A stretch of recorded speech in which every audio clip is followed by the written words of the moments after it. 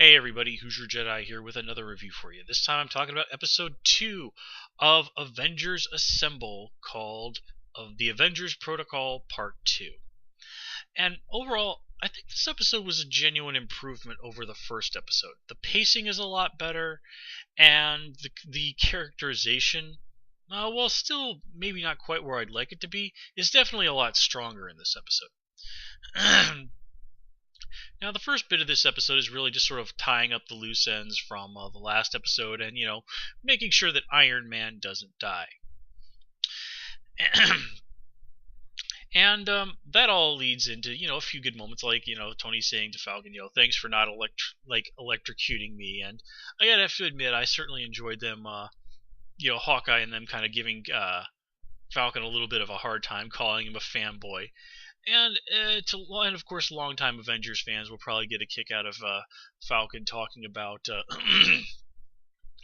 getting an Avengers ID card, which is an element that frequently kind of popped up for quite a while there in the Avengers comics, and still does occasionally.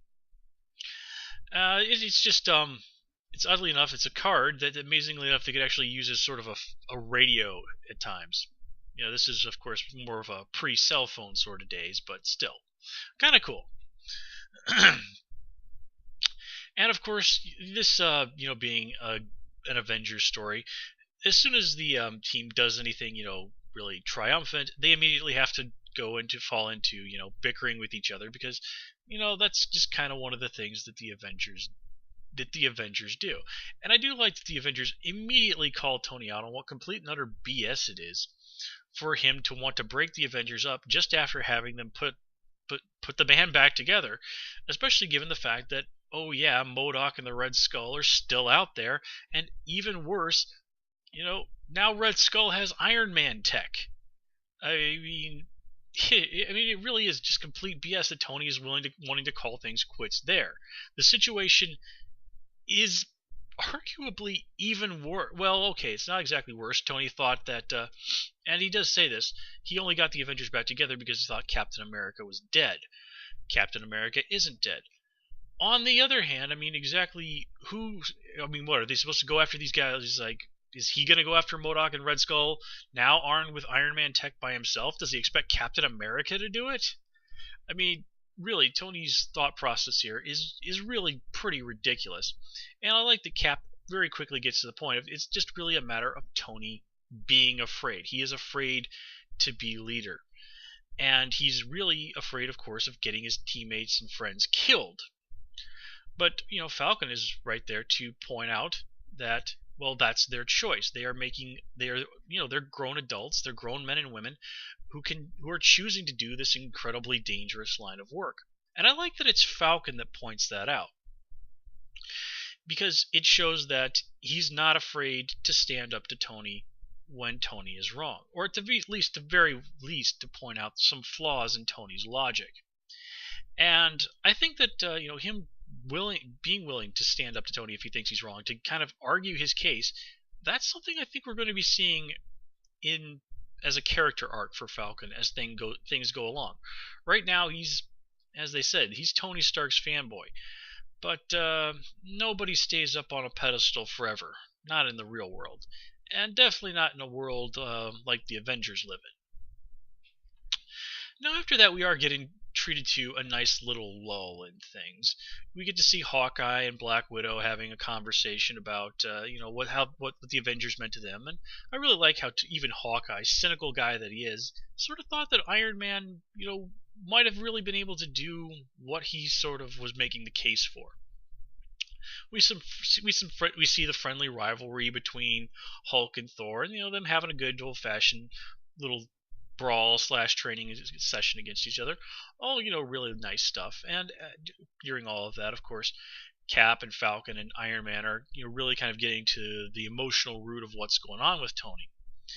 And, of course, this all goes to hell in pretty short order and leads to the Avengers brawling in front of each other in front of most of New York City, including the Daily Bugle cameras. Now, I do like that they had J.K. Simmons show up, albeit briefly, as J. Jonah Jameson to do what J. Jonah Jameson does in these sort of situations.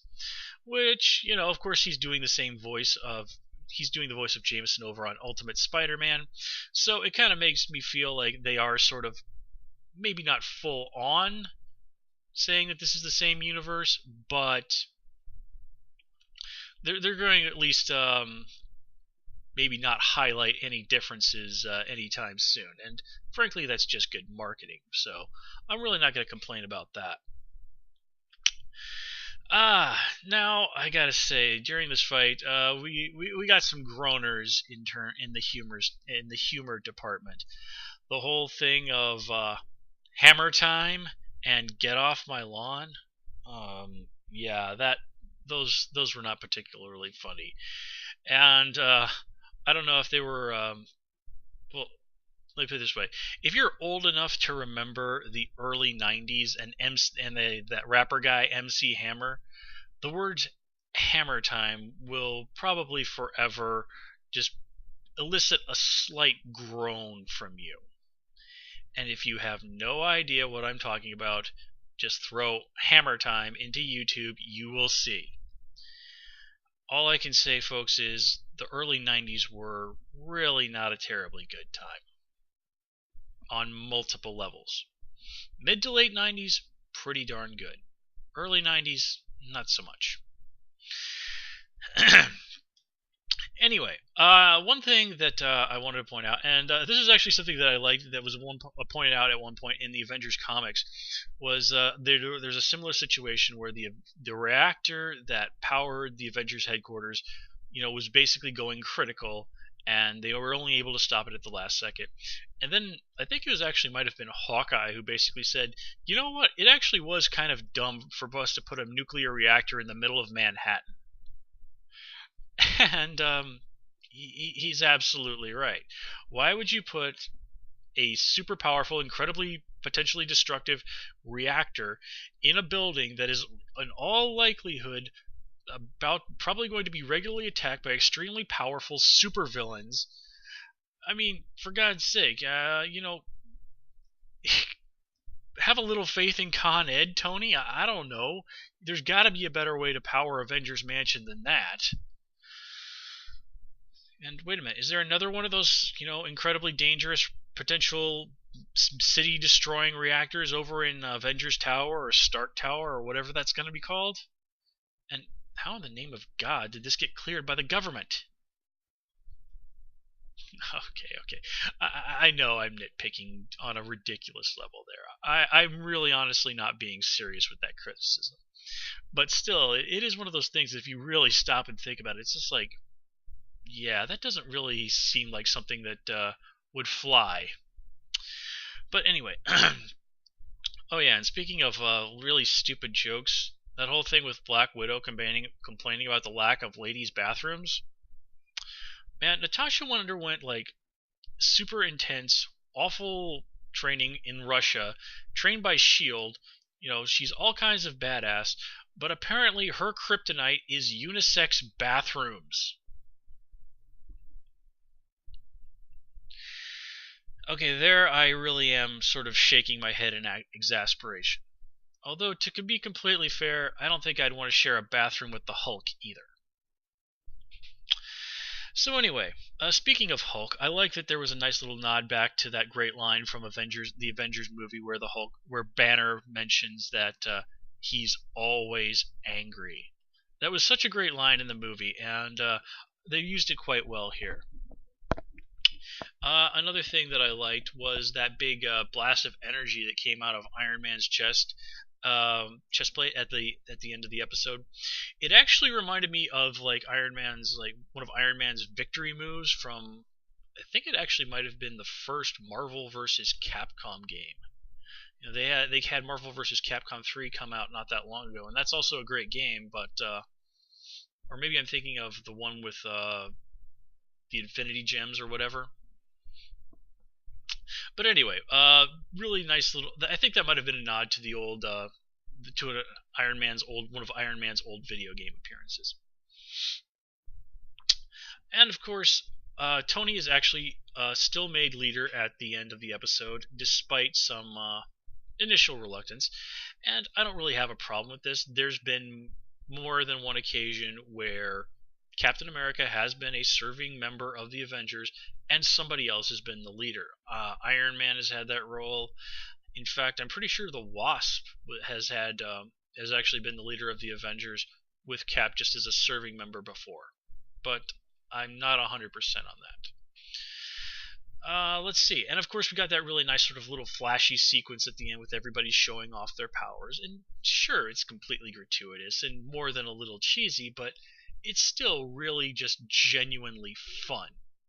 It's genuinely fun in the comic book sense. It's genuinely fun in the sense that, hey, this is animation. We can do stuff like that, so why the heck not?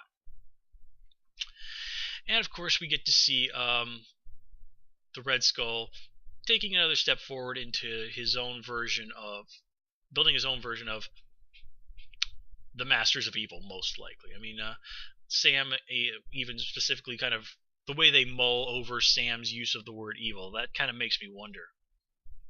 Now, they also use the word the Cabal a lot, and the Cabal are an actual group in the Marvel Universe, which does include Doctor Doom, one of the bad guys we see making a cameo, and they're really the sort of opposite to the heroic Illuminati, which includes guys like Professor Xavier and Black Bolt, Reed Richards, Doctor Strange, Tony Stark is in there, and ultimately, like Beast was elected in there after as Xavier's replacement after Professor Xavier died again. Was it like 3 or 4 times Professor Xavier has died? But the Cabal are still a very new idea and aren't really that well known. And honestly, I don't really think they're going to go with them because I can't really recall the Cabal coming into conflict with the Avengers, at least not directly. It makes more sense that Red Skull is going to make the Masters of Evil. But, that remains to be seen. Anyway, as I said, ultimately this is a much, much improved episode over the first episode. I think the show is starting to find its feet. I think it's got a way to go. I think it definitely could be better, but yeah, it's getting there. Let's put it that way. Anyway, everybody, that's all I got for you this time around. As always, please comment, rate, and subscribe. And of course, you can follow me on Twitter at Hoosier Jedi. Until next time, take care and have a good one.